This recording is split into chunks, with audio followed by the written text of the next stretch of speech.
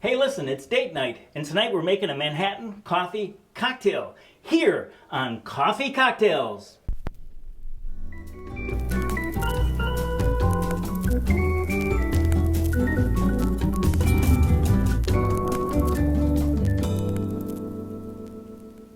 Oh, hey there.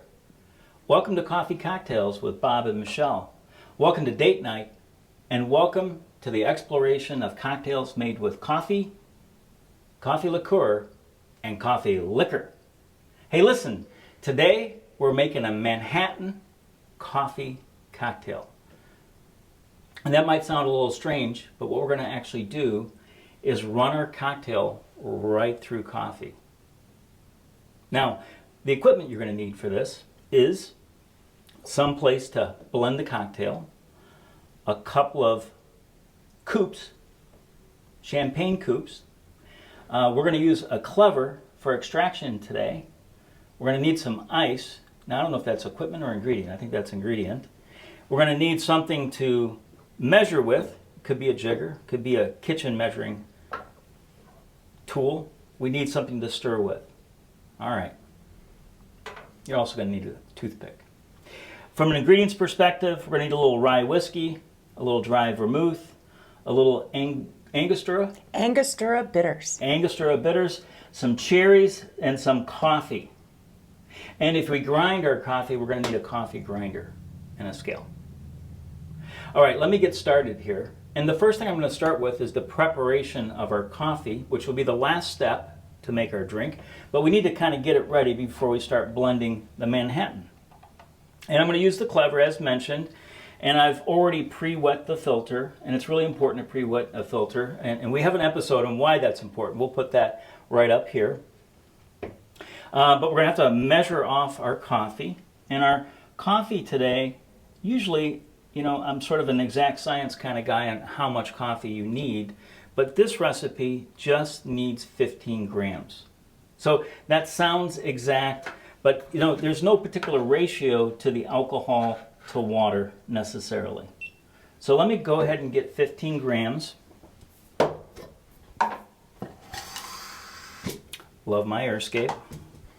And you'll note I have a coffee scoop here. And if you didn't have a scale, it would be about what am I at, 12?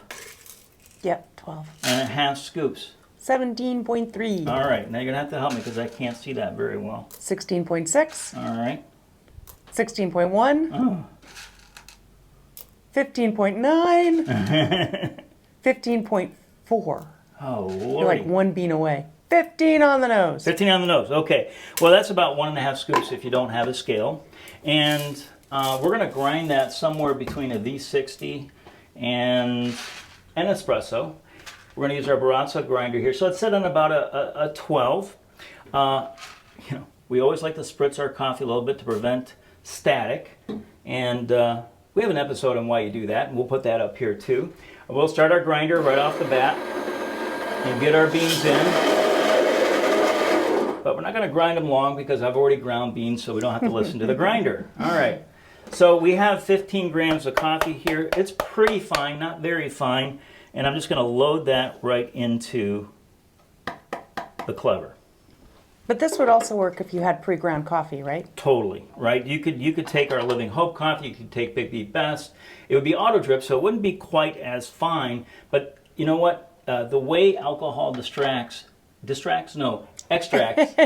would be okay, right? So it's not required. We're not requiring heat.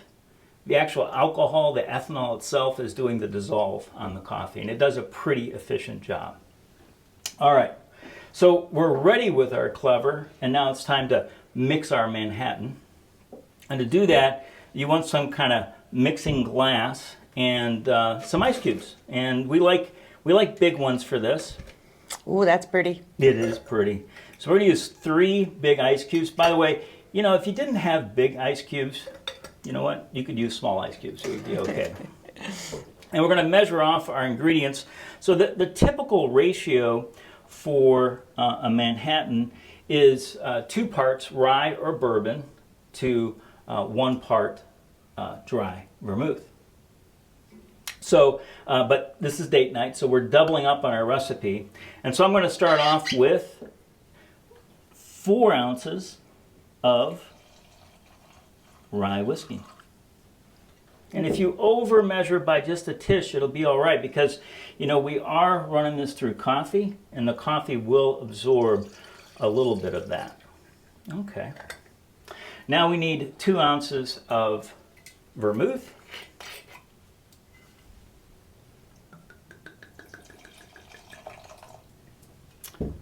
And we need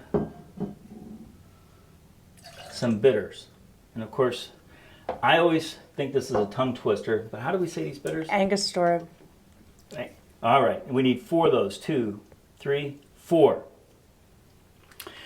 And we need to give this a good stir. And so, you know, a lot of times in cocktail mixing, they talk about revolutions, how many times you go around.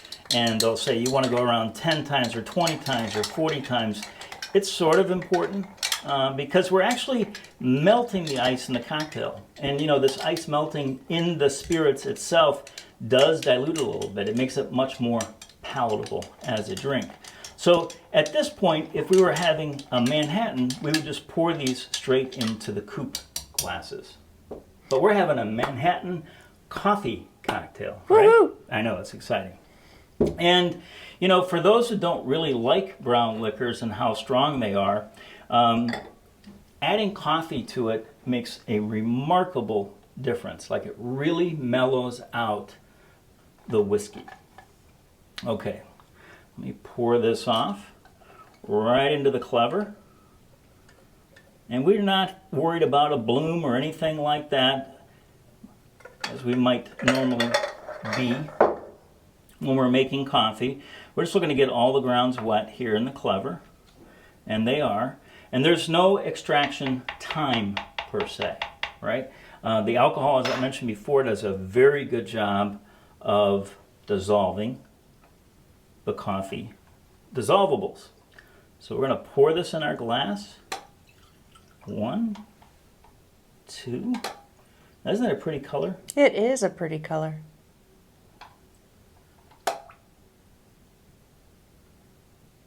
All right. And it does take a while to get through the grounds.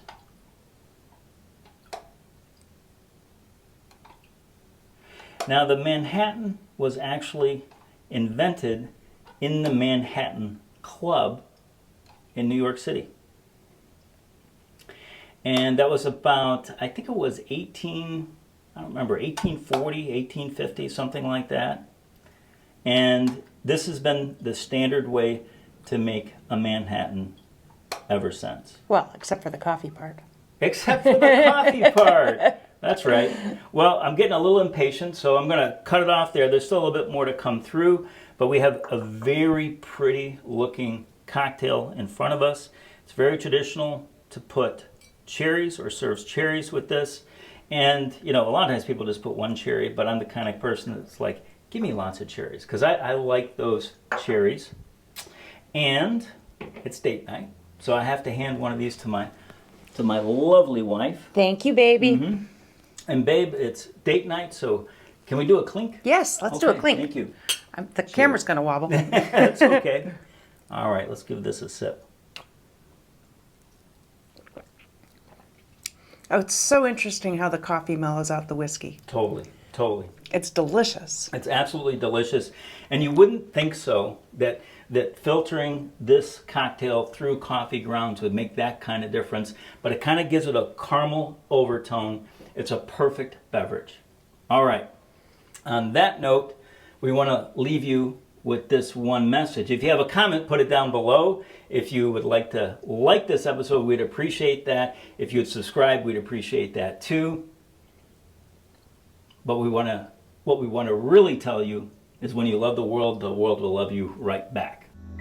From my handsome husband who knows everything about coffee, To the woman I love deeply, we hope you subscribe to Coffee Cocktails. Brought to you by OneBigIsland In Space .com with 2 G's.